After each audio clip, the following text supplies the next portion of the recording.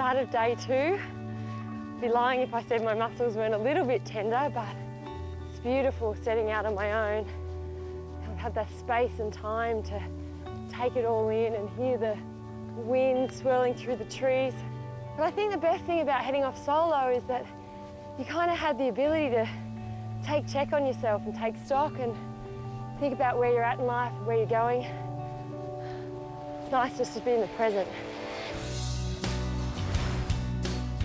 After conquering my first Grampians peak yesterday and a night's bush camping, I'm setting out for my next peak, Mount Rosea.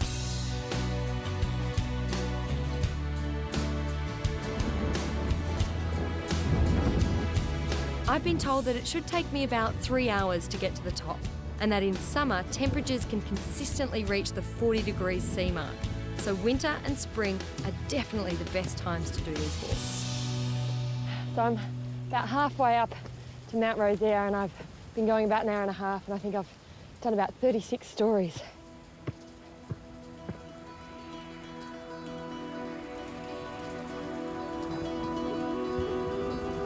The trek to the top of Mount Rosea is what you'd call a medium to hard walk, and it's a genuinely inspiring example of how resilient the Aussie bush can be after this whole area was badly burnt by bushfires last year.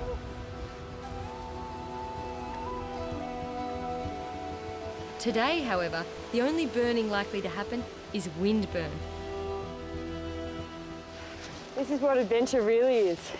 You know, it's not always glamorous, it's not always fair weather, but it's when you get some tougher conditions that challenge you and help you grow as a person.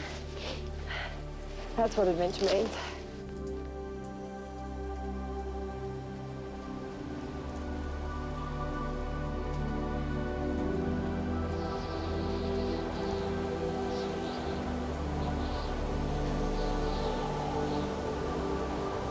If you are thinking of taking on the Grampians Peaks Trail, you really do need to be prepared.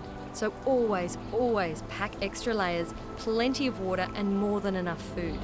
Because you just never know when those little extras will be the difference between a funny campfire story and something more serious.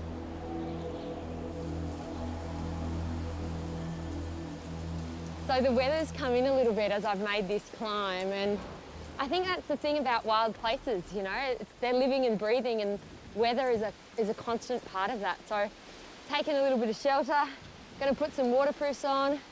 It's a good excuse for a pit stop.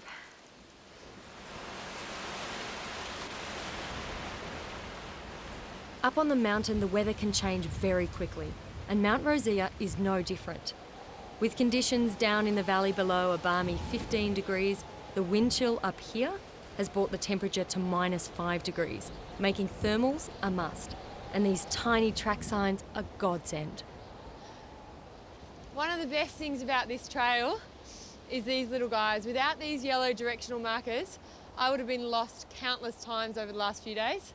Well-marked trail, absolute gold.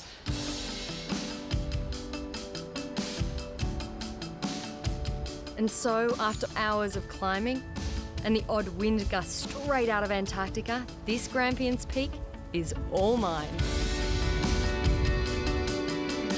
Woohoo! Made it to the top. Day 2, second summit. I've got to say, it's been a wild and woolly one. It would be a different hike on a different day, but the view from up here is apparently amazing, but it's just a little bit windy and I'm in the clouds. I'm going to be really looking forward to getting into camp later. I've got about 8 k's to go, but just going to savour this for 1 minute. Woo! It's a long way down.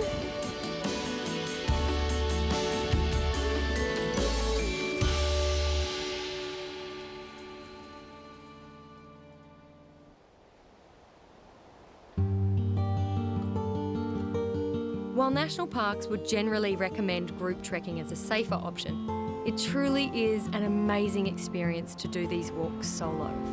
Somehow it feels like you own the accomplishment more, and because you really are quite isolated from the outside world, it's the kind of downtime you just can't get any other way.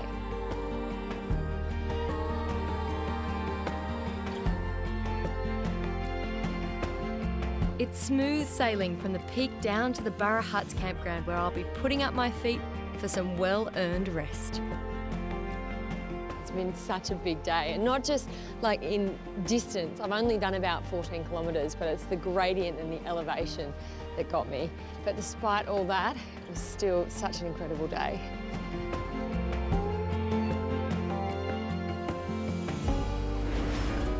And don't forget that our website, agadventures.com.au, is a fantastic tool to use when you're researching or booking your next classic Australian road trip. Coming up next, I tackle my fear of heights Grampians style.